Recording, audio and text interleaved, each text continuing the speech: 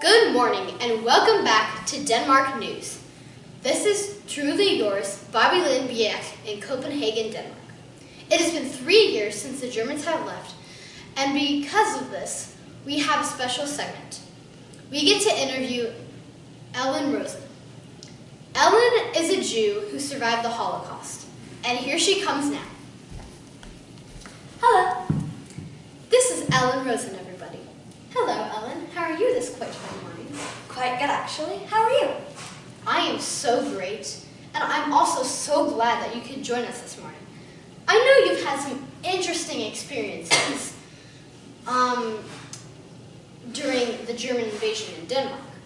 Tonight, I would like to ask you some questions about your experiences during the war from the point when the German soldiers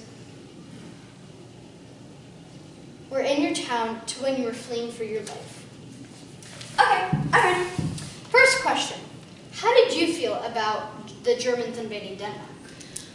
Well, it was very scary. We knew that we couldn't fight them, so we surrendered. I hope the Germans would leave soon. I didn't like their beady little eyes following me everywhere.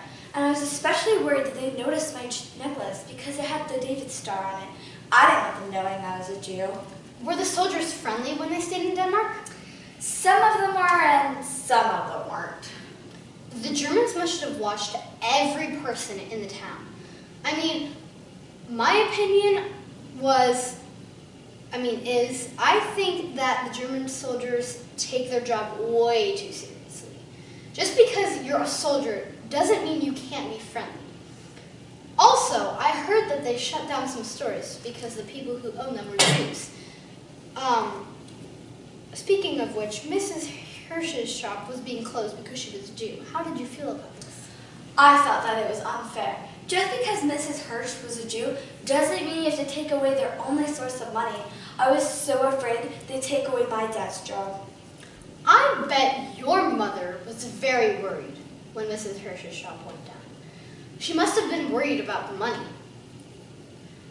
Were you ever worried about Anne-Marie's family?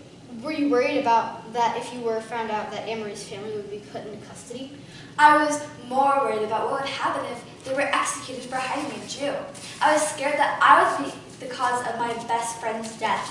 I didn't want that guilt always in my stomach. I didn't want to relocate without my family. All the ifs just made me so sick sometimes. I couldn't bear the thought. Being put into that situation at such a young age is unbearable to think about. You and your friend have such brave souls. Speaking of your friend, what were you thinking when you were told you had to live with Anne-Marie because your parents had to be relocated because of their own safety? I was really, excuse me. I was really sad, but I knew that it was the right thing to do. I knew that my family separating would be the best option. The only bright side was that I got to live with my best friend.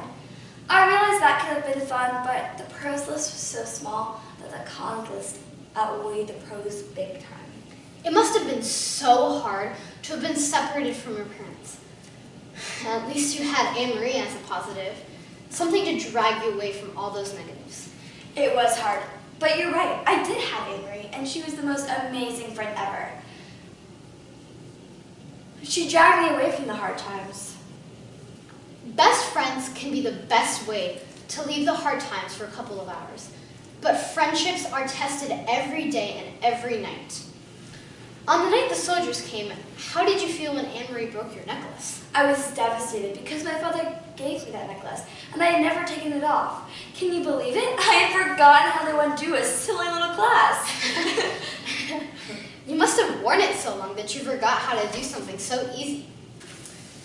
The night where everyone was gathering for the funeral, I heard that there were some secret supplies hidden in the coffin to help you and the rest of the Jews escape.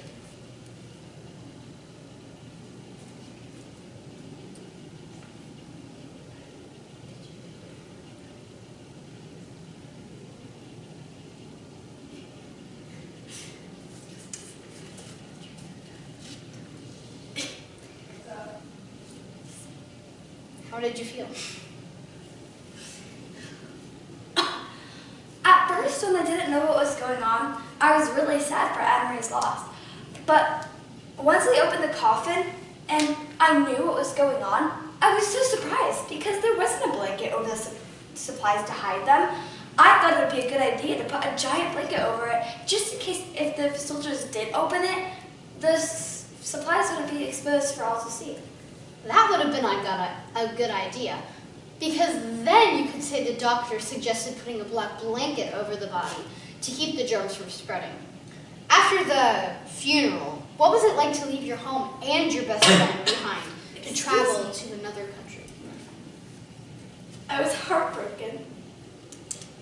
I grew up in Denmark. Denmark was the only place I could call home.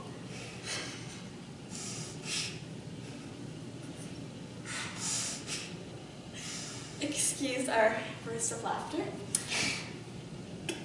Denmark is where my best friend lives.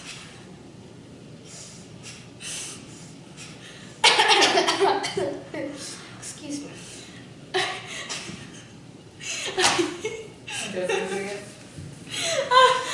We were so far! Yeah, I messed up a lot of words. We need to watch that.